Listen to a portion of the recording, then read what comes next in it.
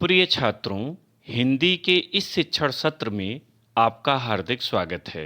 आज हम माध्यमिक शिक्षा परिषद उत्तर प्रदेश द्वारा संचालित माध्यमिक विद्यालयों के अंतर्गत कक्षा 9 के संशोधित पाठ्यक्रम की चर्चा करेंगे। वैश्विक महामारी कोविड-19 के कारण यूपी बोर्ड ने अन्य विषयों की तरह हिंदी विषय का पाठ्यक्रम भी 30% कम कर दिया है। प्रश्न पत्र का प्रारूप पूर्व की तरह ही है, किंतु अध्ययन की सुविधा के लिए कुछ पाठ कम कर दिए गए हैं। यद्यपि पूर्व के पाठ्यक्रम में आपने प्रश्न पत्र का प्रारूप अच्छी तरह समझ लिया है, फिर भी इस वीडियो में प्रश्न पत्र के प्रारूप पर संक्षिप्त दृष्टिपात करते हुए सत्र 2020-21 की पाठ्यवस्तु से आपको परिचित कराएंगे। तो आइए प्रश्न पत्र का प्रारूप और संशोधित पाठ्यवस्तु देखें। संशोधित पाठ्यक्रम सत्र 2020 और 21 के लिए विषय हिंदी, कक्षा 9। पहला प्रश्न, हिंदी गद्य साहित्य का इतिहास। इसके अंतर्गत भारतेंदु युग तथा द्विवेदी युग ये दो काल सम्मिलित हैं। इन पर 5 अंकों के 5 प्रश्न पूछे जाते हैं। ये बहुविकल्पी अथवा निश्चित उत्तरी होते हैं। दूसरा प्रश्न, हिंदी काव्य साहित्य का इतिहास। इसके अंतर्गत आदिकाल तथा भक्तिकाल 9 के पाठ्यक्रम में 2 काल सम्मिलित हैं। इन पर भी 5 अंक के प्रश्न आते हैं, किंतु 2 प्रश्न 2-2 अंकों के होते हैं जो लघुत्तरी होते हैं, जिनका उत्तर 4-5 पंक्तियों में देना होता है, और एक प्रश्न बहुविकल्पी अथवा निश्चित उत्तरी होता है। तीसरा प्रश्न गद्यांश की व्याख्या पर आधारित है। यह 8 अंकों का होता है और इस पर 3 प्रश्न आते हैं। पहला प्रश्न प्रायः संदर्भ का, दूसरा रेखांकित अंश की व्याख्या का, और तीसरा एक तथ्यपरक प्रश्न होता है जो उसी अनुच्छेद पर आधारित होता है। संदर्भ के लिए 2 अंक, व्याख्या के लिए 4 अंक और तथ्यपरक प्रश्न के लिए 2 अंक। इस प्रकार कुल 8 अंक इस प्रश्न के लिए निर्धारित हैं। प्रश्न संख्या 4 पद्यांश की व्याख्या से संबंधित है। यह भी 8 अंकों का होता है। इसमें संदर्भ, व्याख्या और काव्य सौंदर्य ये 3 मुख्य चीज़ें पूछी जाती हैं। संदर्भ 2 अंक का, व्याख्या 4 अंक की और काव्य सौंदर्य 2 अंक का होता है। फिर भी चलन है कि लिखते समय आप संदर्भ, प्रसंग, व्याख्या और काव्य सौंदर्य पूरा लिखें। प्रश्न संख्या 5 2 भागों में विभाजित है, खंड क और खंड ख।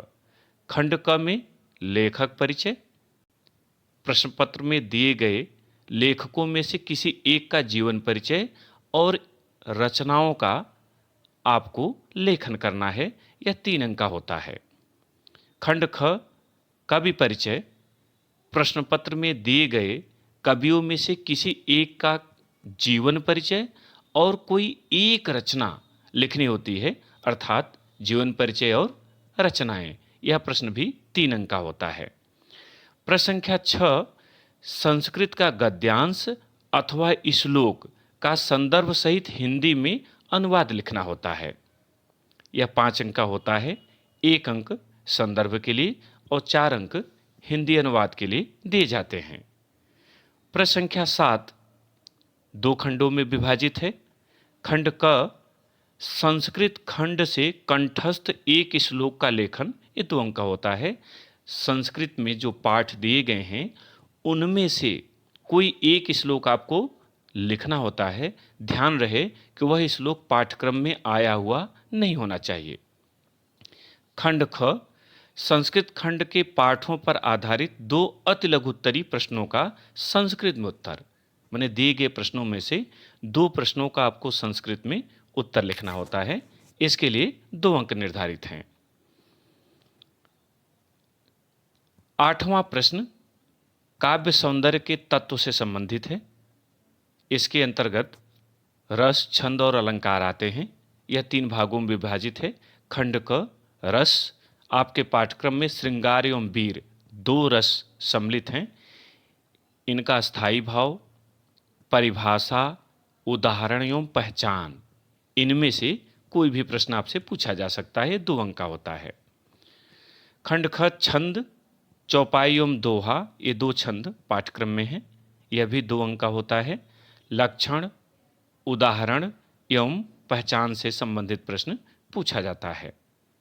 खंड ग अलंकार से संबंधित है और आपके पाठ्यक्रम में कुल 3 अलंकार हैं, अनुप्रास, यमक, श्लेष। यह प्रश्न भी 2 अंकों का होता है। आपको किसी भी अलंकार की परिभाषा या उदाहरण या पहचान से संबंधित प्रश्न पूछा जा सकता है। प्रश्न संख्या 9 हिंदी व्याकरण से संबंधित है। यह 4 खंडों में विभाजित है। खंड क वर्तनी तथा विराम चिन्ह, यह 2 अंक का है। आपको शब्द दिए जाते हैं, उन्हें शुद्ध करना होता है अथवा वाक्य दिया जाता है, उनमें विराम चिन्ह लगाने होते हैं। खंड ख शब्द रचना, तद्भव, तत्सम, विलोम, पर्यायवाची, इनमें से किन्हीं 2 पे प्रश्न आते हैं, यह भी 2 अंक का होता है। खंड ग समास से संबंधित है और आपके पाठ्यक्रम में अब केवल एक समास है, अव्ययी भाव समास। इससे 2 अंक का प्रश्न आएगा। आपसे समास का विग्रह पूछा जा सकता है या समास का नाम भी पूछा जा सकता है। खंड घ मुहावरे एवं लोकोक्तियों से संबंधित है। आपको दिए गए मुहावरे अथवा लोकोक्तियों में से किसी एक का अर्थ एवं वाक्य प्रयोग लिखना होता है, यह भी 2 अंक का होता है। प्रश्न संख्या 10 संस्कृत व्याकरण से संबंधित है। यह 4 खंडों में विभाजित है। खंड क संधि, आपके पाठ्यक्रम में अब केवल एक स्वर संधि है, वह है गुण। 2 अंक का प्रश्न इससे आएगा। आपसे संधि विच्छेद करने के लिए कहा जा सकता है अथवा संधि विच्छेद दिया होगा और आपको उन्हें संधि शब्द बनाने के लिए कहा जा सकता है। खंड ख शब्द रूप, आपके पाठ्यक्रम में अब 2 शब्द रूप रह गए हैं, राम और हरि। इनसे भी 2 अंक के प्रश्न आएंगे। आपको यही 2 रूप याद करने हैं, राम और हरि का। खंड ग धातु रूप, गम, भू, क्री, ये 3 धातुएं आपके पाठ्यक्रम में हैं।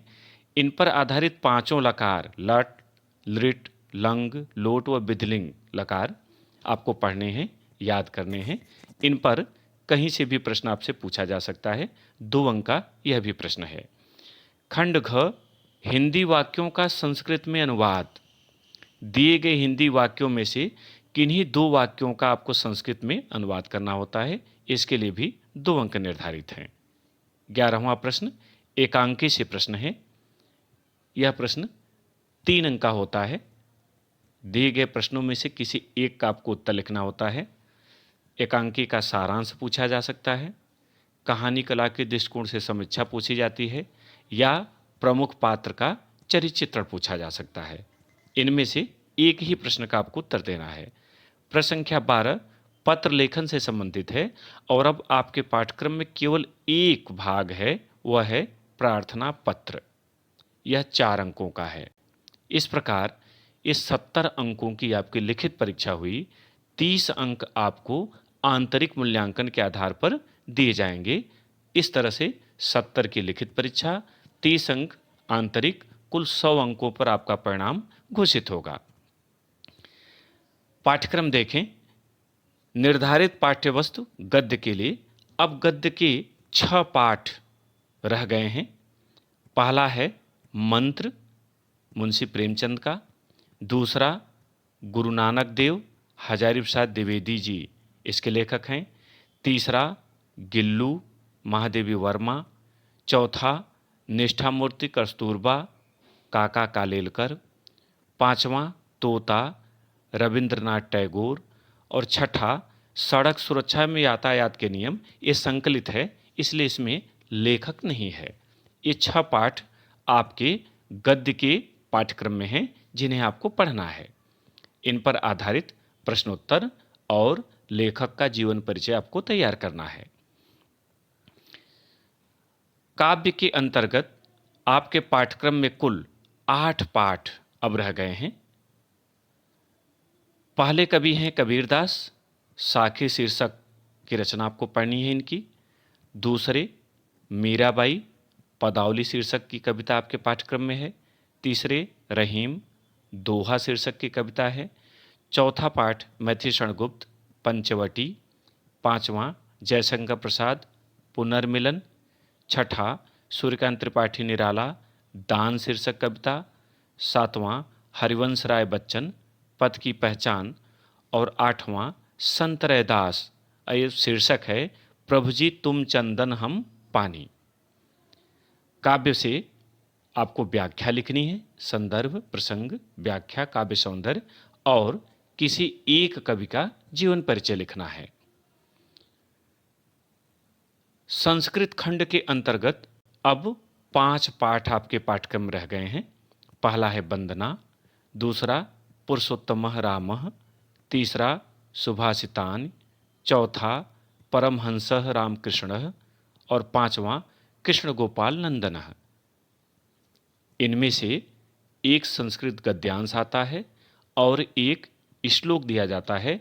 उन दोनों में से किसी एक का आपको हिंदी में अनुवाद लिखना होता है संदर्भ सहित, तथा दिए गए प्रश्नों में से किन्हीं 2 प्रश्नों का संस्कृत में उत्तर देना होता है।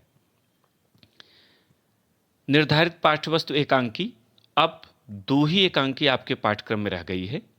पहला है दीपदान, इसके लेखक हैं रामकुमार वर्मा जी, और दूसरा लक्ष्मी का स्वागत, इसके लेखक हैं उपेंद्रनाथ अस्क। एकांकी पर भी आपको पता है कि 3 तरह के प्रश्न आते हैं, एक तो सारांश, दूसरे प्रमुख पात्र का चरित्र चित्रण और तीसरा कहानी कला के दृष्टिकोण से समीक्षा। प्रिय छात्रों, मुझे उम्मीद है कि आपको यह संशोधित पाठ्यक्रम समझ में आ गया होगा।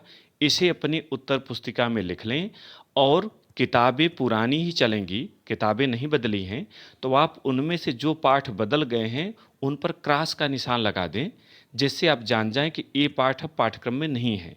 शेष पाठों को आपको पढ़ना है। बहुत बहुत धन्यवाद।